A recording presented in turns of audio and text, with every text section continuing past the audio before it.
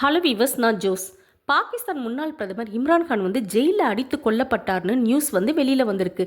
இந்த நியூஸ் பாகிஸ்தான் ஃபுல்லாக ஸ்ப்ரெட் ஆகியிருக்கு. இதனால் பாகிஸ்தான் மக்கள்கிட்ட பெரிய பதட்டம் ஏற்பட்டிருக்கு. நிஜமாவே என்ன நடந்திருக்கு, இப்போ இம்ரான்கான் அவர்கள் உயிரோடு இருக்காரா இல்லையா அப்படின்றது இன்னும் தெரியல. மார்ச் 2002 அமெரிக்காவில் உயரதிகாரிகளும் மீட்டிங் ஒன்று நடந்திருக்கு. இந்த மீட்டிங்கில் பார்த்தீங்கன்னா பாகிஸ்தானுக்காக அமெரிக்க தூதர் அட்டன் பண்ணியிருக்கார் ஒருத்தர். அங்கே நடந்த முக்கியமான விவகாரங்கள் குறித்த சில சீக்ரெட்டான ஆவணங்கள்லாம் இஸ்லாமாபாத்க்கு அனுப்பி வச்சிருக்காரு.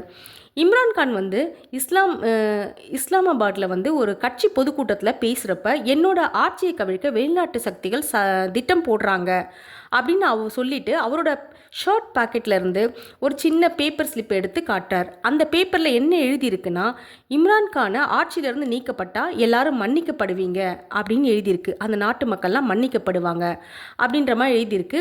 இவர் எந்த கண்ட்ரின்றதை சொல்லலை.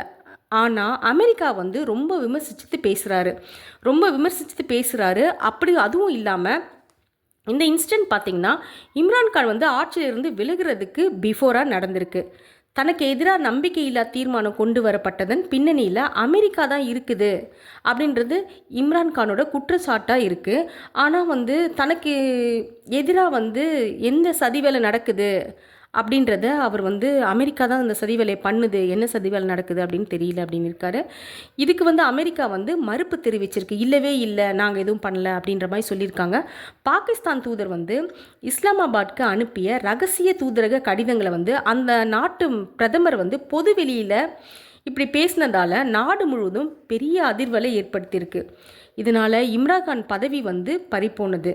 ஜூலை 2023 அதிகாரப்பூர்வ ரகசிய சட்டம் 1923 படி முன்னாள் பிரதமர் பாகிஸ்தான் அரசு ரகசியங்களை பொதுவெளியில் கசிவி விட்டதாக கூறி இம்ரான்கான் மேலே கேஸ் போட்டிருக்கு. அந்த வழக்கு விசாரித்த பாகிஸ்தான் சிறப்பு நீதிமன்றம் இம்ரான்கானை மற்றும் முன்னாள் வெளியுறவு அமைச்சர் ஷா முகமது குரேஷி இவங்க 2 பேருக்கும் 10 இயர்ஸ் சிறை தண்டனை அளித்து தீர்ப்பு வழங்கினாங்க.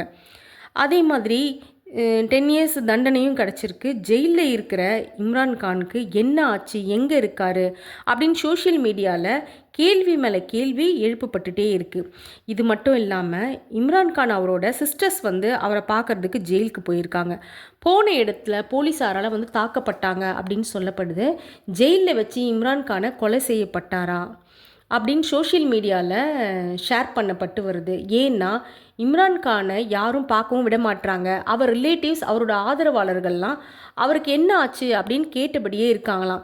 ஏன்னா அவரை பார்க்கவும் விட மாட்டுறாங்க, அவரை பார்க்கவும் முடியல, அப்போ அவருக்கு என்ன ஆச்சு அப்படின்னு கேட்குறாங்க.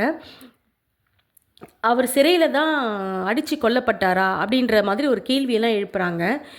ஆனால் பார்த்திங்கன்னா பாகிஸ்தான் அவருக்கு நிஜமாகவே என்ன ஆச்சு அப்படின்றத அதிகாரப்பூர்வமாக எந்த நியூஸும் பாகிஸ்தான் இன்னும் வரைக்கும் வெளியிடலை.